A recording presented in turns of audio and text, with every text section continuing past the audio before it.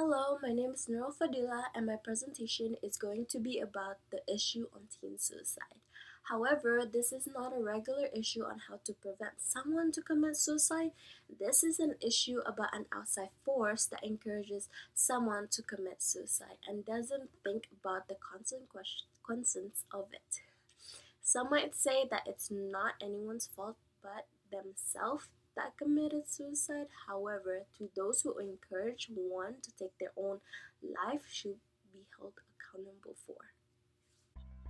This is about a 20-year-old woman, Michelle Carter, found guilty for involuntarily manslaughter in the 2014 death of her boyfriend. She was convicted with a Massachusetts judge expected to hear from Carter's family and supporters as well as relatives of her teenage victim, Conrad Roy III. Conrad Roy III was 18 when he poisoned himself by inhaling carbon monoxide in his pickup truck in 2014. Carter claimed that she was the last one to ever hear his voice. However, she didn't do anything even after hearing his last breath. She didn't call the police or Roy's family. Carter sent Roy numerous text messages urging him to commit suicide. She went from offering words of kindness and love to aggressively encourage Roy via text message to carry out long-time threats to commit suicide.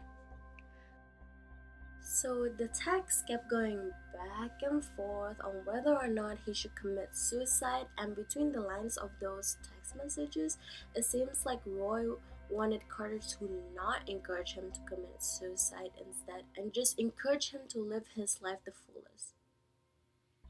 He was actually looking for a way out. However, Carter didn't seem to get the message and was conflicted because Roy kept going back and forth on whether or not he should commit suicide.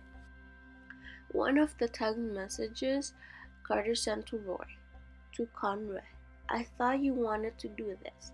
The time is right and you're ready. You just need to do it." Another text message that she sent was, "Just go outside in the daylight so you won't be suspicious, and do it in your truck in the middle of a parking lot somewhere." Who was against her? The victim's family, Roy's family. Roy's family was there in front row to seek for justice for their son and brother as they cried and gave statements to the judge, hoping that Carter gets sent away. Camden Roy, the victim's sister, broke down on the stand as she delivered an emotional statement, saying she wakes up every day and goes to bed each night thinking of her brother. She states that not being able to attend his wedding or to be an aunt to his children is so unimaginable. However, it is fact because he is gone and Carter should at least take responsibility of it. Conrad Roy Jr. told the court that Carter exploited my son's weaknesses and used him as a pawn for her own interests. Lynn Carter, the mother, prays that her son's death would save lives someday and supports a law making it a crime to coerce or encourage suicide. "There is not one day that I do not mourn the loss of my beloved son." The defendants of Michelle Carter said, "It's sad, it's tragic, but it's not homicide." The evidence actually established that Conrad Roy caused his own death by his physical actions and by his own thoughts. It's an individual who wanted to take his own life. He dragged Michelle Carter into this, since she was dealing with her own mental issues.